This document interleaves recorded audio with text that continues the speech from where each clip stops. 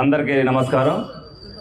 ఈరోజు ఏదైతే తెలుగుదేశం పార్టీ వ్యవస్థాపక అధ్యక్షులు మరి కీర్తిశేషులు నందమూరి తారక రామారావు గారి వర్ధంతి సందర్భంగా మరి 44వ డివిజన్లో మరి ఆయన విగ్రహం పెట్టడం చాలా అభినందనీయం.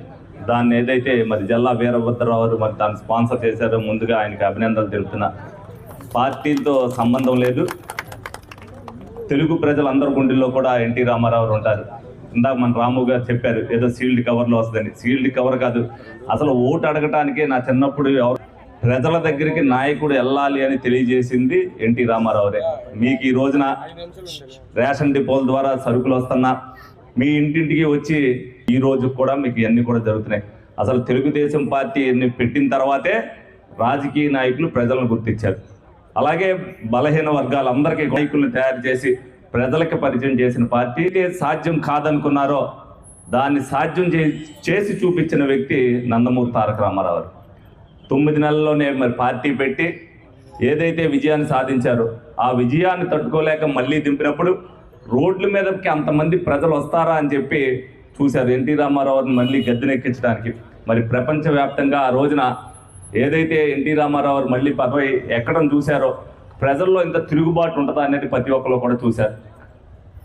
60 ఏళ్ల పాటు సినిమా రంగంలో ఏ విధంగా అయితే నటించారో, తర్వాత ప్రజలకి నేనేదో ఒక సేవ చేయాలి, అందరూ కూడా చెన్నై వస్తున్నారు, మనం ప్రజలకు ఏదన్నా చేయాలన్న ఉద్దేశంతో రాజకీయ పార్టీ పెట్టిన తర్వాత రూపాయి అవినీతి చేయని నాయకుడు ఎవడన్నా ఉన్నారంటే అది ఎన్టీ రామారావురే.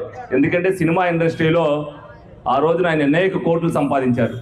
నిజంగా ఆయన సంపాదించాలి అని అంటే ముఖ్యమంత్రి అయిన తర్వాత ఆయనకి ఎదురే లేదు ఆ రోజుల్లో. కానీ ఆంధ్రప్రదేశ్ రాష్ట్రాన్ని అభివృద్ధి చేసి ఆ అభివృద్ధి ఫలాలు ప్రజలకు అందాలన్న ఉద్దేశంతోనే ఈ రోజున మనం ఈ ఆంధ్రప్రదేశ్ ఈ స్థితిలో ఉందంటేనే కారణం ఆయన.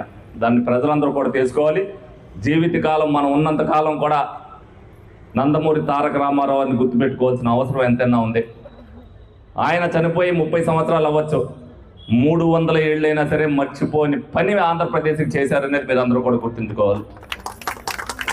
ఈ సందర్భంగా మరి 44వ డివిజన్లో అనేక చోట్ల ఉన్నాయి విగ్రహాలు.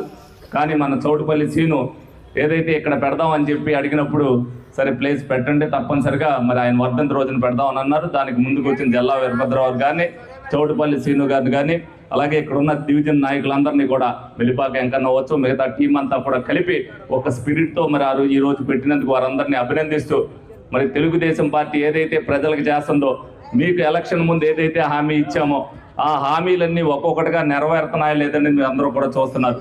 భవిష్యత్తులో ఇంకా అభివృద్ధి చెందాలి అంటే తెలుగుదేశం పార్టీకి పూర్తి మద్దతు. ఎవరైనా అటువైపు మాట్లాడితే ప్రజలు మీరు దానికి సమాధానం చెప్పాలి.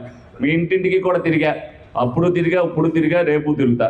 కానీ మీరందరూ కూడా చేయవలసింది ఒకటే, ప్రజలకి తెలుగుదేశం పార్టీ ఏం చేస్తుందనేది ప్రజల్లోకి తీసుకెళ్లాల్సిన బాధ్యత మీరందరూ కూడా తీసుకోవాలని సందర్భంగా మీ అందరికీ తెలియజేస్తూ సెలవు తీసుకోవడం జరుగుతుంది. Thank you.